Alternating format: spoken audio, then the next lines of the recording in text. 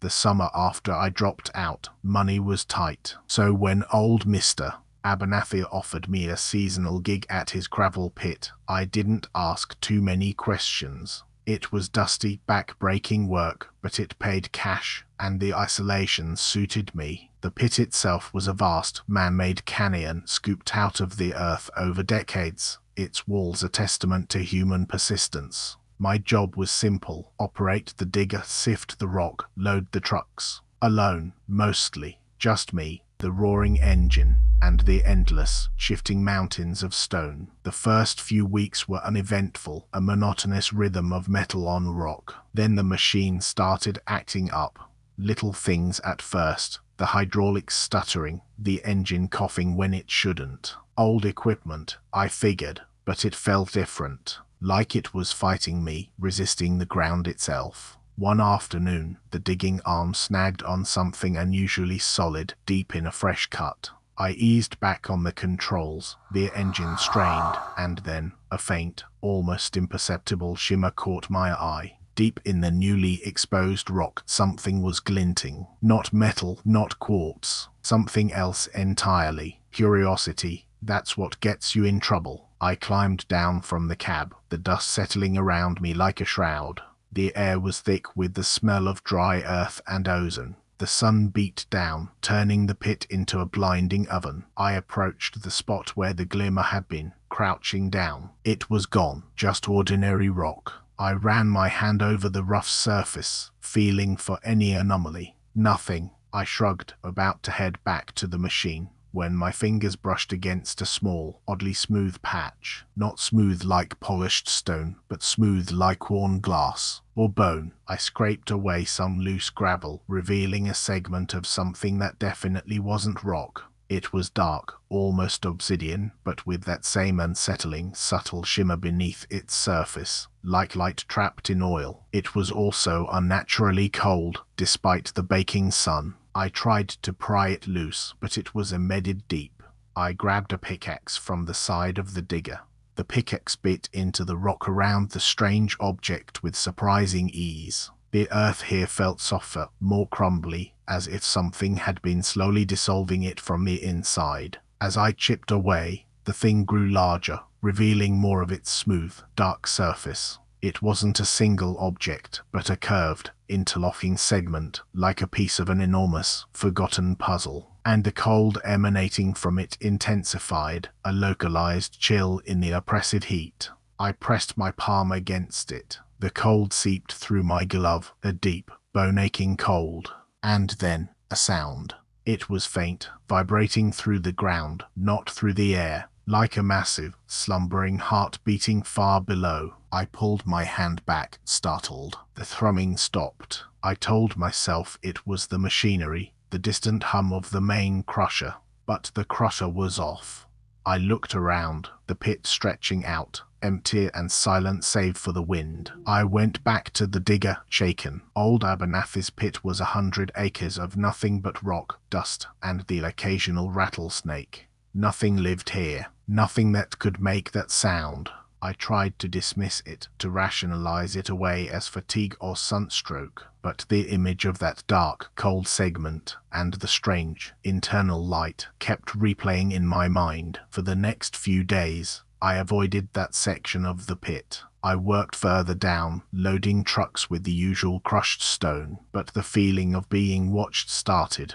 A prickling sensation on the back of my neck. I'd turn suddenly, expecting to see something, but there was never anything there, just the endless, empty expanse. The thrumming sound returned, too, a phantom vibration in the soles of my boots, always when the engine was off and everything else was silent.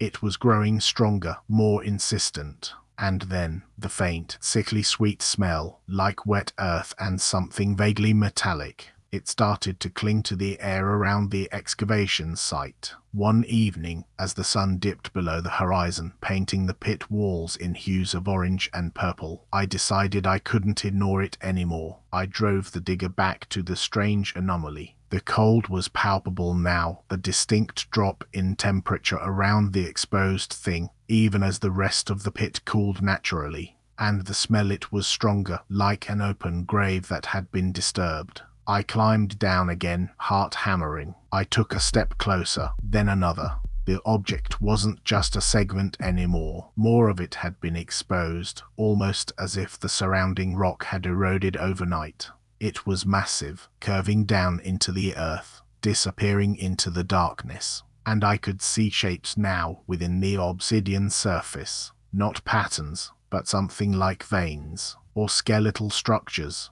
The faint shimmer was more pronounced, an internal, bioluminescent glow, like embers deep within dark glass. As I stared, transfixed, the thrumming intensified, vibrating up through my feet, through my bones, into my very teeth.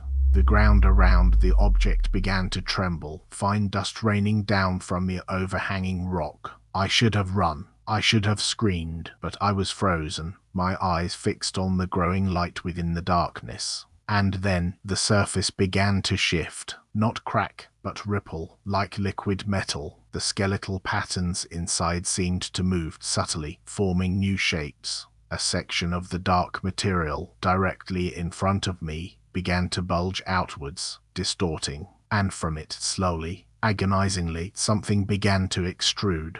It was black, glistening, and impossibly long. A limb, or what looked like a limb, multi-jointed, ending in a cluster of sharp, crystalline claws that caught the last vestiges of twilight, reflecting the pit's dying light like fractured glass. A low, wet slithering sound accompanied its emergence. The air grew even colder, and a new smell, sharp and acrid, salted my senses. The limb extended further, reaching, testing the air. It was enormous, thicker than my torso, its surface both impossibly smooth and disturbingly cemented, like an insect's carapace, but on a colossal scale. I stumbled back, finally breaking free of my paralysis, tripping over a pile of loose stones. My heart exploded in my chest. The thrumming reached a deafening crescendo, and the entire pit seemed to groan. The ground heaved. More limbs began to push through the earth, dark and segmented, covered in that same oily sheen, each ending in those wicked, glittering claws. The thing wasn't just in the rock, it was the rock. Or rather, it had absorbed it, consumed it, and was now shedding its earthy disguise. I scrambled to my feet, my legs burning, and ran. I didn't look back. I just ran, up the steep, loose slope, towards the rim of the pit, towards the faint, reassuring glow of my truck's headlights. The thrumming chased me, growing into a guttural, earth-shaking roar. I could hear the grinding of stone, the tearing of earth, as the colossal entity continued to free itself. I reached the truck, fumbling with the keys, my hands slick with sweat and grime. I slammed the door shut and cranked the ignition. The engine sputtered, then caught with a roar that was almost drowned out by the thing behind me. I floored it, tearing out of the gravel pit, dust plumes boiling in my wake. I drove for hours, until the sun was a faint memory and the pit was just a black smear in my rearview mirror.